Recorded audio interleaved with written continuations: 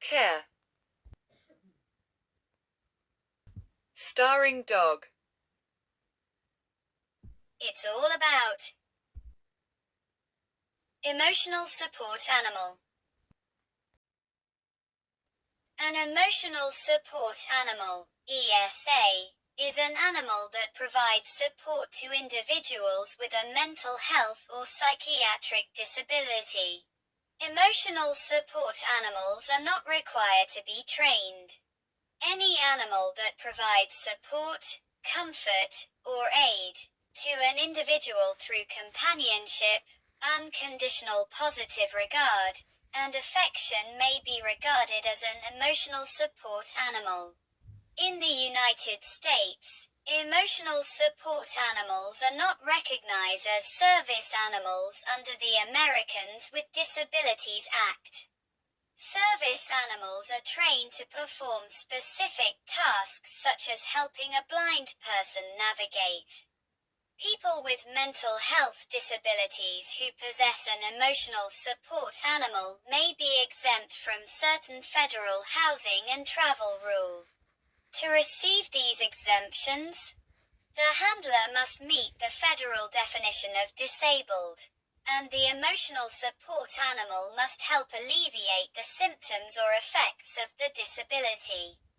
The individual may need to present a letter from a certified healthcare provider, state that the emotional support animal is needed for their mental health.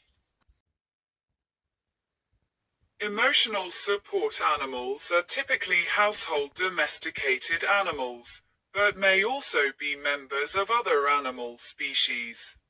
There is no requirement under U.S. federal law that an emotional support animal wear any identifying tag, patch, harness, or other indication that it is an emotional support animal.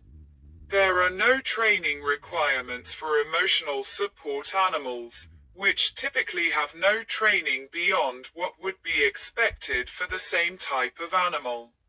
There is no requirement that they be individually trained to do work or perform tasks.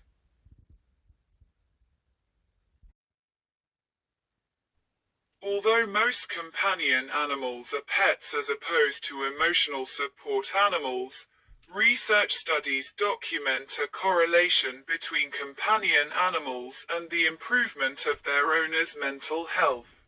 In 2020, the Assistance Dog Center, an assistance dog training service, and CertaPet, a company that connects potential clients with provider of animal-assisted therapy, announced the result of an online international survey of the owners of emotional assistance animals, obtaining responses from 298 people in relation to 307 ESA dogs. All participants reported that their quality of life had improved as a result of having an ESA dog, and almost all reported that having an ESA dog increased their feelings of security, independence, and energy, and helped improve their sleep. A 2020 study, conducted in the UK through an online survey of almost 6,000 people, similarly found that almost 90% of people who had at least one companion animal during the COVID-19 pandemic described their animals as a source of considerable support, with that result being unaffected by the species of companion animal. The authors concluded that having a companion animal seemed to mitigate some of the negative psychological effects of the COVID-19 lockdown. Poorer mental health before the lockdown was associated with a stronger reported human-animal bond, and animal ownership was associated with smaller reported decreases in mental health and smaller increases in loneliness. A 2018 review of 17 studies relating to companion animal ownership found that pets provide benefits to those with mental health conditions, and that pets can be a source of calming support and companionship, as well as provide distraction and disruption from upsetting symptoms and experiences, and helping their owners maintain a positive identity and sense of self. The review found potential negative aspects of pet ownership, such as the significant distress associated with the loss of a pet. The authors recommended further rigorous research to test the apparent positive relationship between ownership of a companion animal and mental health. A 2019 Law Review article summarized some of the research into the benefits of companion and emotional support animals. For example, note that interactions with companion animals can decrease blood pressure and mitigate some of the symptoms associated with dementia and Alzheimer's disease, and that animal-assisted classroom activities had been shown to improve the social skills of children with autism spectrum disorders.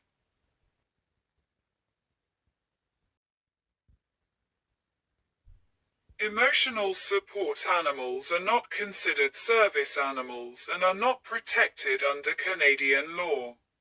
Airlines operating in Canada may voluntarily allow passengers to bring emotional support animals on board, but without the legal protections extended to passengers with service animals. For example, before allowing an emotional support animal to board, an airline may require documentation from a licensed mental health professional stating that the animal is necessary for the individual's emotional support.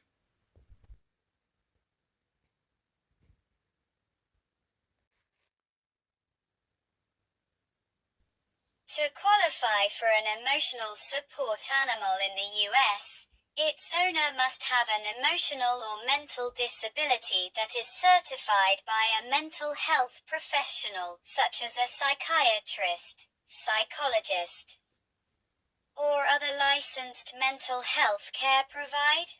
These may be invisible disabilities. The owner's mental health impairment must be substantial enough to produce disability, rather than discomfort or a desire to have a pet. Furthermore, for the provider to certify the animal non-fraudulently, the emotional support animal's presence must provide a significant benefit that make the difference between the person functioning adequately and not.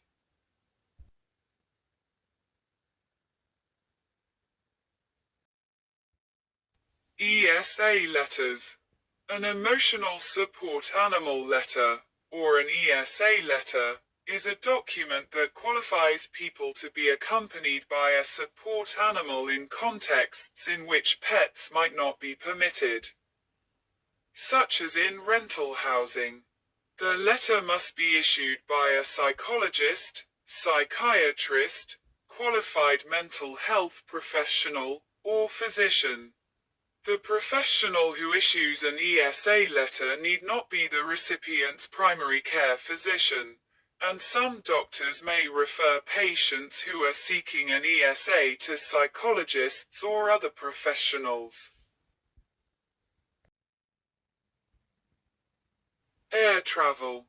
As of January 2021, airlines are not required to allow passengers to travel with ESAs, and may treat ESAs as pets.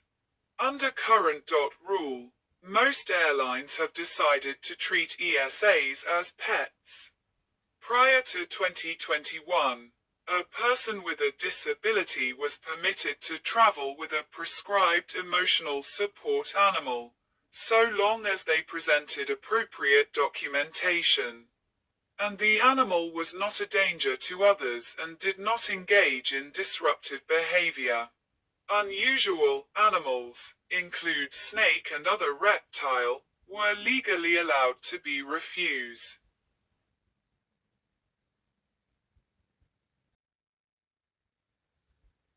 Multiple ESAs. Although the issue has not been addressed by the courts, a person's request for accommodation of multiple ESAs would follow the same legal framework as any other request. Thus, if a person with a disability claims a need for multiple emotional support animals, that person will need documentation supporting this claim from their psychologist or other licensed healthcare professional. The practitioner will need to provide documentation that each support animal alleviates some symptom of the disability.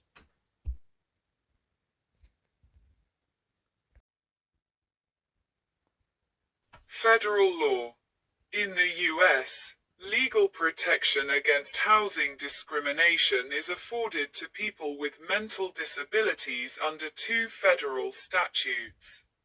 Section 504 of the Rehabilitation Act of 1973 and the Federal Fair Housing Amendments Act, FHAA, of 1988.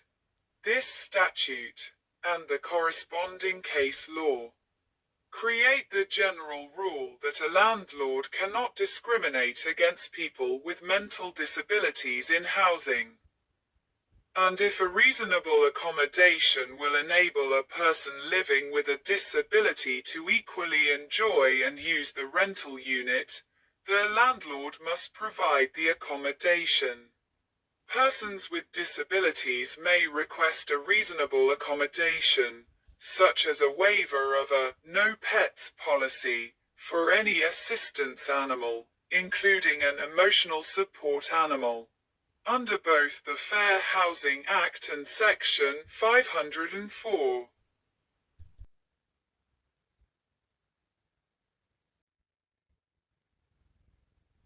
Section 504 of the Rehabilitation Act.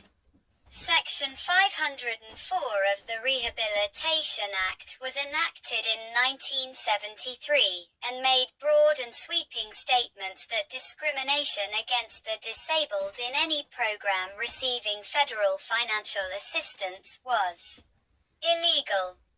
However, it was not until 1988 when the U.S. Department of Housing and Urban Development, HUD, created regulations under the statute.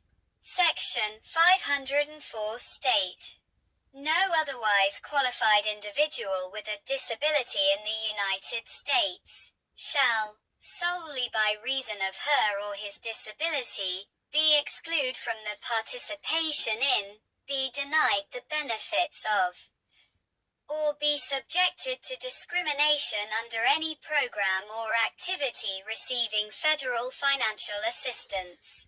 In the context of housing discrimination, this statute creates the rule that public housing authorities cannot deny housing to a person with a disability solely because of his or her disability, and that if a reasonable accommodation can be made to make housing available to a person with a disability, the landlord is required to make the accommodation.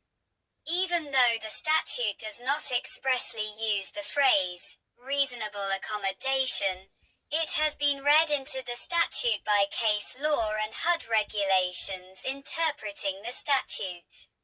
To establish that a no pets waiver for an emotional support animal is a reasonable accommodation under Section 504, the tenant must have a disability, be otherwise qualified to receive the benefit, be denied the benefit solely because of the disability, and the housing authority must receive federal financial assistance. Courts have held that otherwise qualified means that the tenant must be able to meet the requirements of the program in spite of the handicap. Also, The tenant must be able to meet the general rule of tenancy, such as cleaning up after the animal and walking the animal in designated areas. The Majors and Whittier Terrace courts established the foundational principles that a tenant can be otherwise qualified under Section 504 despite an inability to comply with a no pets policy, and that a waiver of a no pets policy can be a reasonable accommodation under Section 504. However, several courts have held that a tenant requesting an emotional support animal as a reasonable accommodation must demonstrate a relationship between his or her ability to function and the companionship of the animal. This require nexus between the disability and the emotional support animal has been refined by several courts. For instance, in Janusz vs. Charities Housing Development Corp. NDCA, 2000.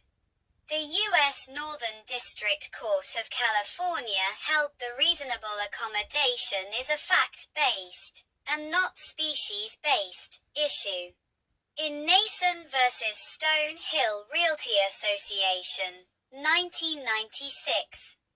A Massachusetts trial court recognized that there were more reasonable accommodations to lessen the effects of a person's disability, other than keeping an emotional support animal, and therefore denied the tenant's motion for preliminary injunction.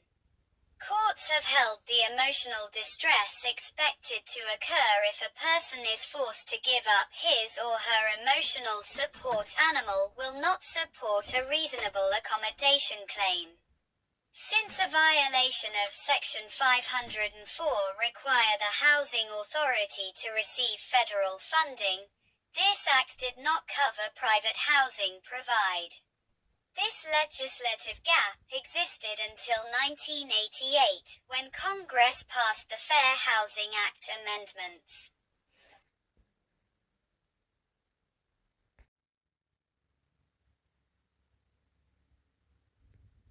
Fair Housing Act.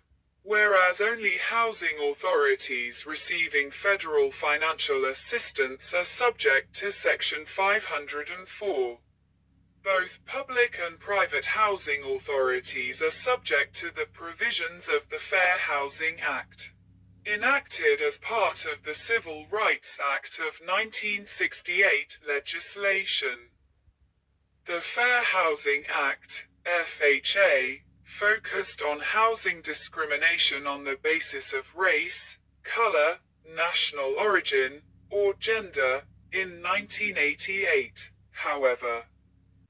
The Federal Fair Housing Act Amendments, FHAA, expanded this scope to include disabled persons.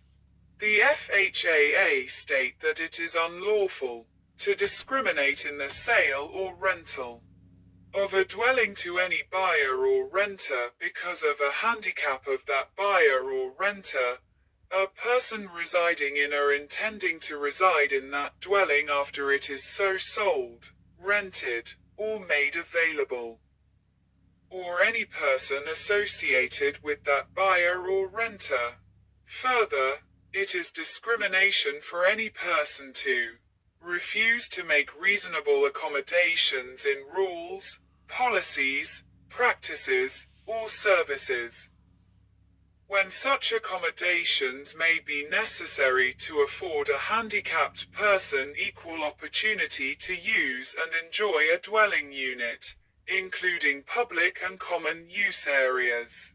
Thus, like Section 504, the FHAA requires landlords to make reasonable accommodations for tenants.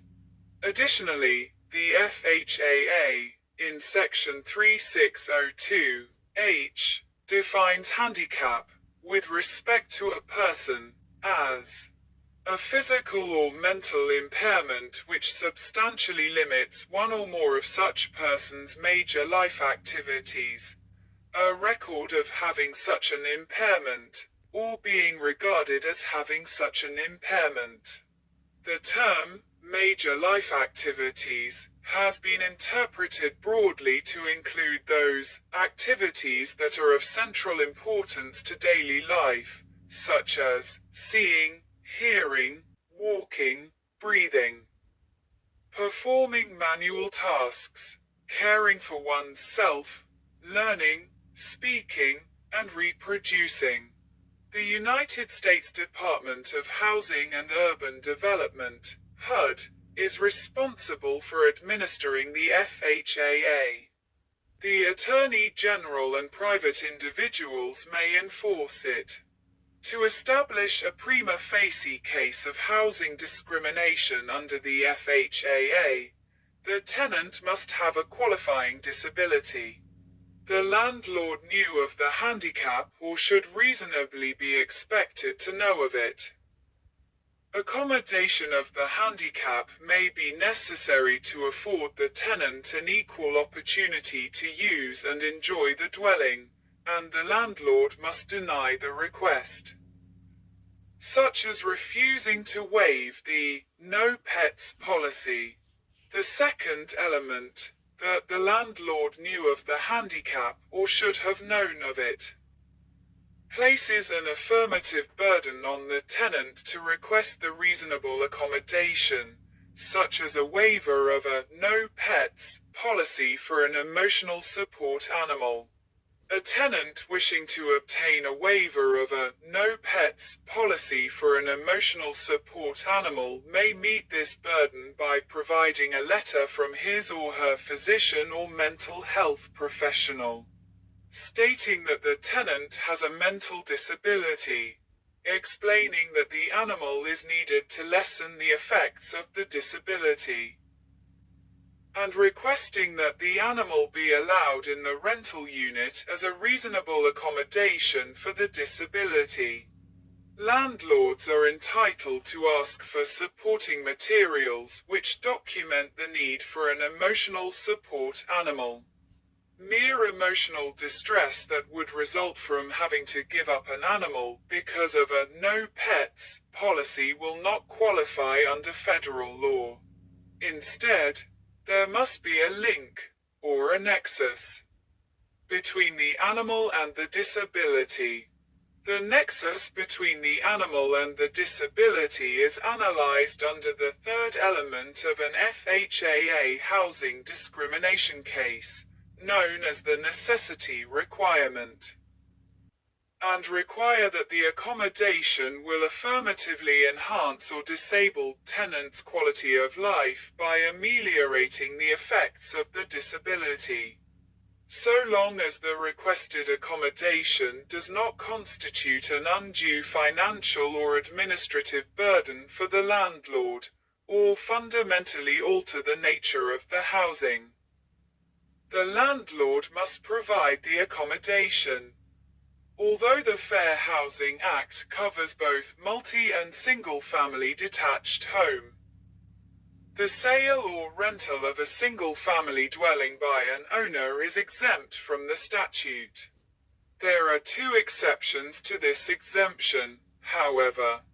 One is that the exception will not apply if the private individual owner owns more than 3 single-family homes.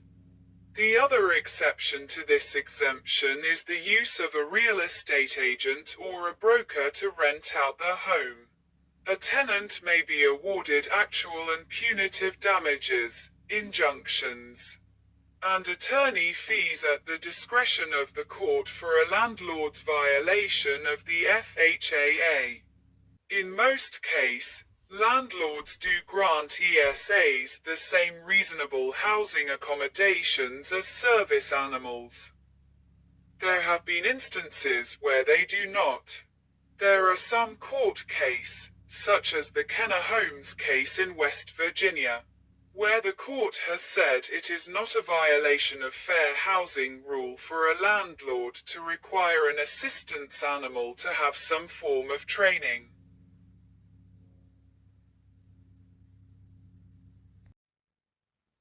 Landlords. Many landlords have no pets policies for their rental properties. And many landlords who allow pets impose restrictions on the type and size of pets that tenants are allowed to bring into the rental property. Many landlords are reluctant to waive their pet policies and restrictions, even when requested by a tenant who is requesting accommodation of a mental or emotional disability. Nonetheless, most landlords may not legally reject a tenant who has documented qualification for an emotional support animal, nor may a landlord charge any form of pet fee to that tenant. As part of any determination that exclude an emotional support animal from a residential rental property, a landlord must perform an individualized assessment of the specific animal to determine if it poses a direct threat to safety or would cause substantial property damage. An emotional support animal may not be excluded solely based upon breed or species.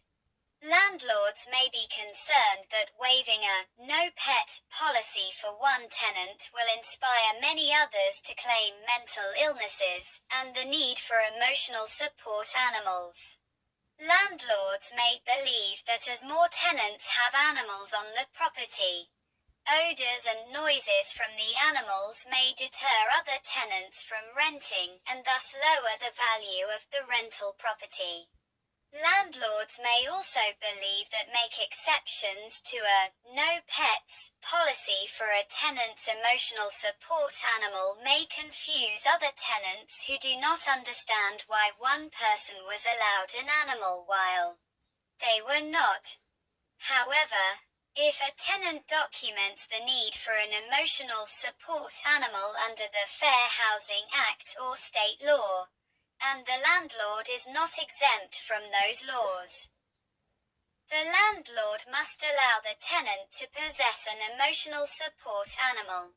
The FHA does not have a conclusive definition of what type of animal an assistance or companion animal must be. Plus, the animal does not need to be trained to perform any specific task to be considered an emotional support or companion animal. This means dogs, cats, birds, and other types of companion animals can be considered use for emotional support. Pet deposits. The U.S. Department of Housing and Urban Development and Department of Justice have held that provide may not require persons with disabilities to pay extra fees or deposits as a condition of receiving a reasonable accommodation.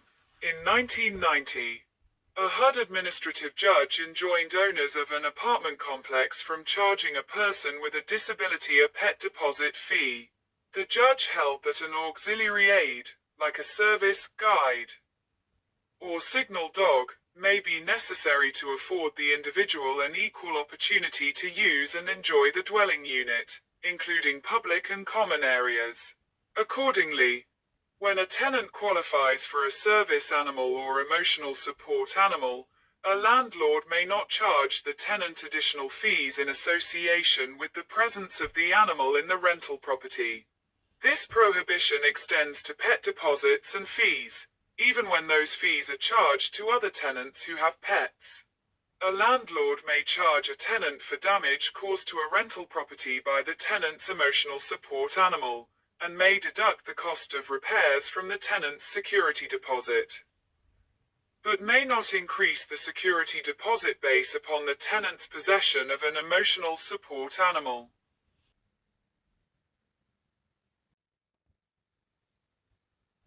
Exceptions. Exceptions may apply to a landlord's obligation to allow a tenant to possess an emotional support animal. For example, owner-occupied buildings with 4 or fewer rental units are exempt from the Federal Fair Housing Act. The Fair Housing Act also exempts private owners of single-family housing sold or rented without the use of a broker, as long as the owner does not own more than 3 single-family homes.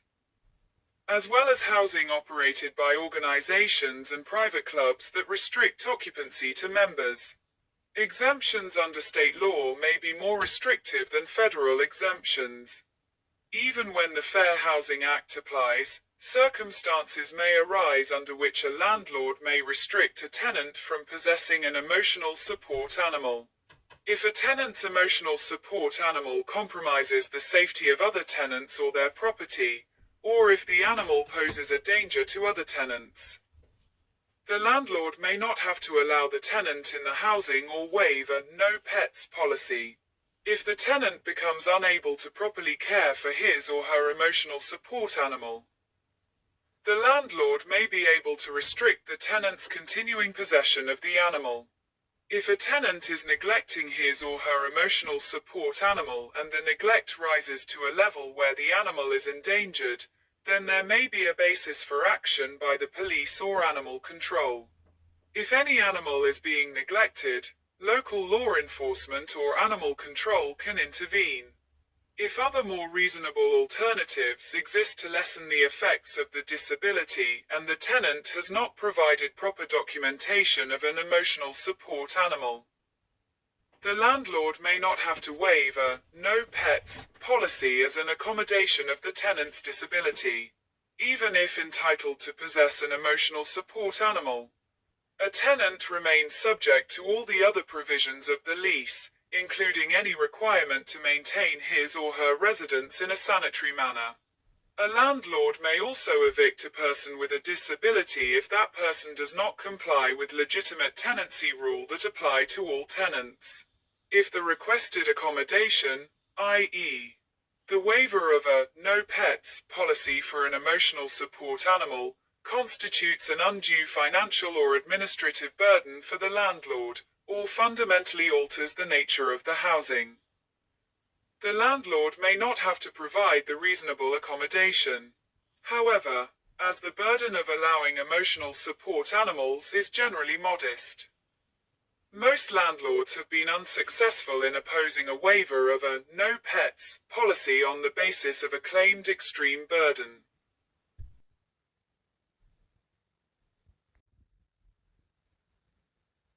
Colleges. On April 25, 2013, the U.S. Department of Housing and Urban Development sent notice to its regional offices that public universities are required to comply with the Fair Housing Act, which include allowing emotional support animals into college dormitories and residence halls. As of 2015, colleges in the United States such as St. Mary's College of Maryland were trying to accommodate students with a documented need for emotional support animals, while a number of institutions traditionally held a no pets policy. Students with ESAs assert that an animal provide them therapeutic benefit. Some professors have expressed concern that animals in classrooms and academic settings will cause classroom distraction.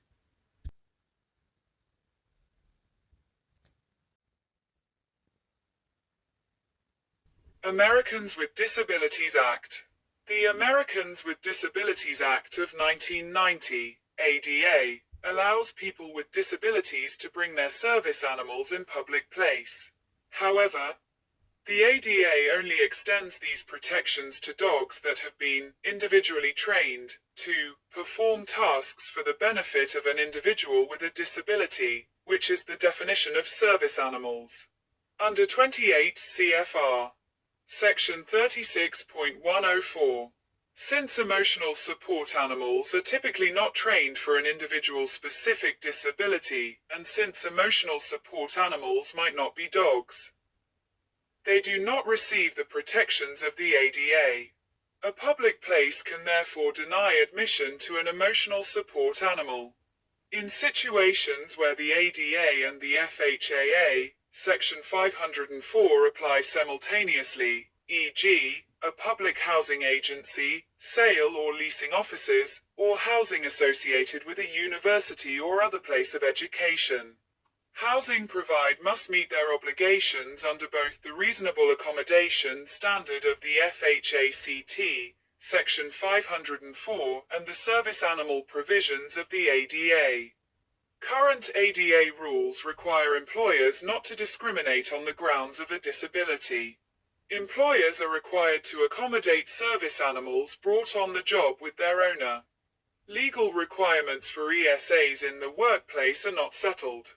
At present, a person can have their ESA at work as long as they can provide documentation supporting the need, and it is deemed a reasonable accommodation under the ADA. The lack of training for emotional support animals has led to litigation. For example, there is controversy over whether the ADA definition of service animal, with its requirement of training, applies to reasonable accommodation claims for animals under the FHAA. However, HUD administrative judges have ruled in favor of emotional support animals, despite their lack of training, as being reasonable accommodations. Additionally, several courts have also ruled that untrained assistance animals are reasonable accommodations under the FHAA. Yet, there are cases that have held an assistance animal, in order to be considered a reasonable accommodation under the FHAA, must be trained. Under U.S. law, only service animals must be allowed access to healthcare facilities. The grant of access for therapy animals and ESAs thus reflects a considered decision by the healthcare provider in relation to patient care, as opposed to a legal mandate.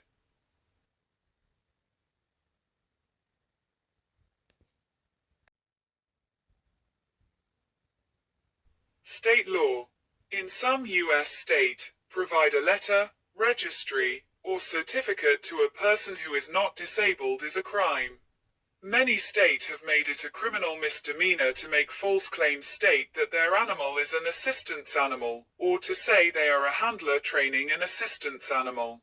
States that have passed laws criminalizing the misrepresentation of service and assistance animals include Alabama, Arizona, California, Colorado, Florida, Idaho, Iowa, Kansas, Maine, Michigan, Minnesota, Missouri, Nebraska, Nevada, New Hampshire, New Jersey, New Mexico, New York, North Carolina, Texas, Utah, Virginia, and Washington State.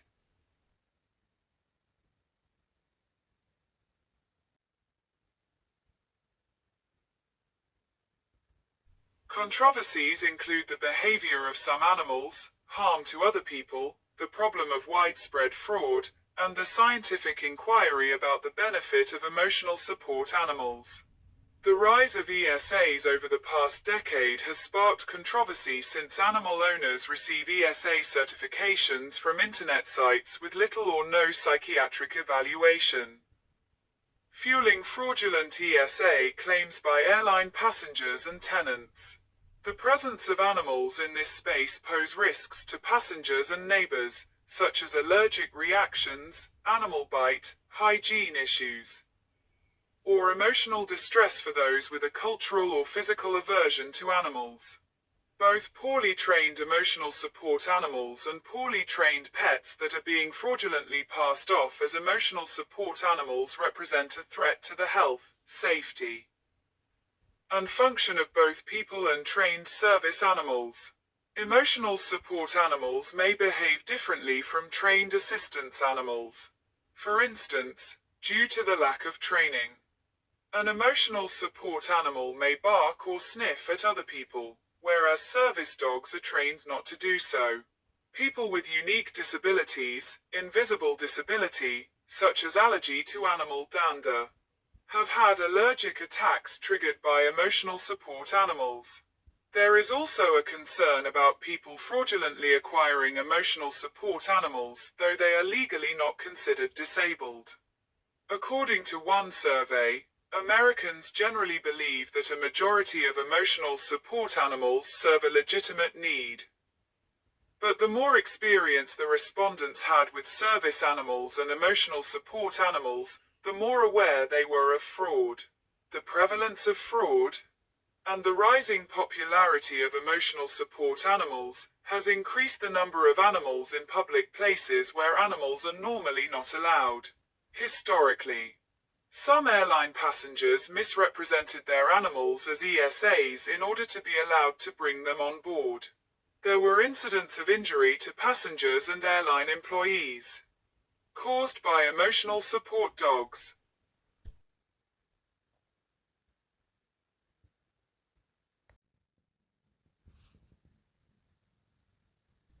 Emotional support animal.